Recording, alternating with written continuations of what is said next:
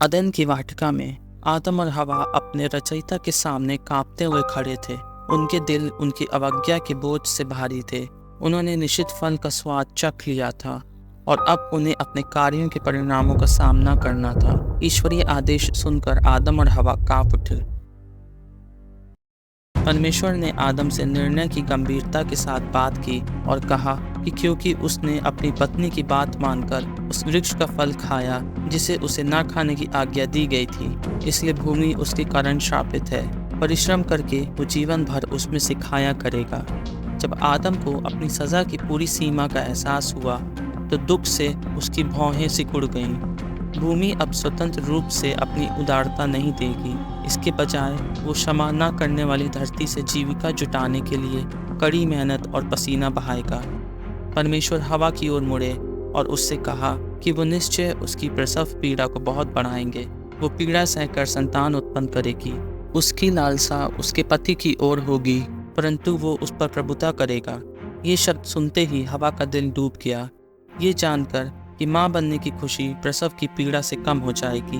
आदम के साथ जो सामंजस्य उसने एक बार साझा किया था वो कलह के कारण खराब हो गया। उसकी अवज्ञा के कारण उनका रिश्ता हमेशा के लिए बदल गया। अंत में सांप आगे की ओर सरक आया। उसकी रेशमी चमड़ी अब सुस्त और बेजान हो गई।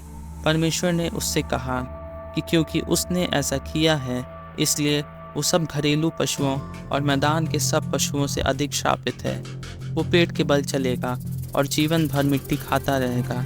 और परमेश्वर उसके और स्त्री के बीच में और उसके वंश और स्त्री के वंश के बीच में बैर उत्पन्न करेगा। स्त्री का वंश उसके सिर को कुचल डालेगा और सर्प उसकी एड़ी पर वार करेगा। ये सुनते ही सांप पीछे हट गया। उसका एक बार गौरवान्वित रूप दैवीय दंड के भार से कम हो गया। अब वो सूरज की गर्मी का आनंद नहीं लेगा या गर्व के साथ पृथ्वी पर कदम नहीं रखेगा।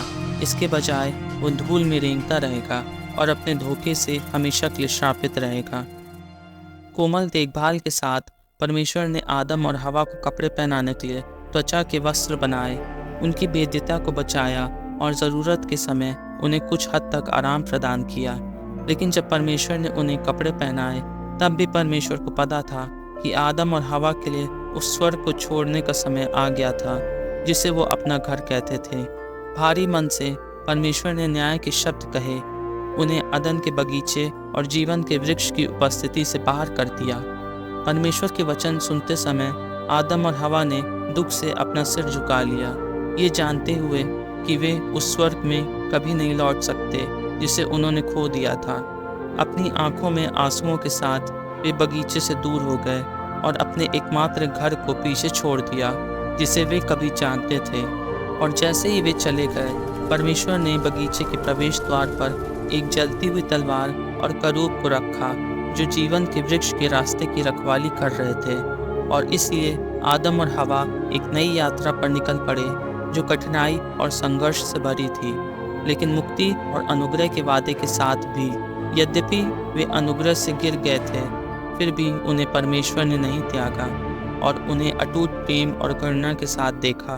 फिर भी उनके सबसे बुरे समय में आशा की एक किरण बनी रही और न्याय करने के बाद भी परमेश्वर ने मानवता के लिए पापों का प्रायश्चित करने, उस कृपा की ओर वापस जाने और मुक्ति के वायदे का रास्ता खोजने का मौका दिया।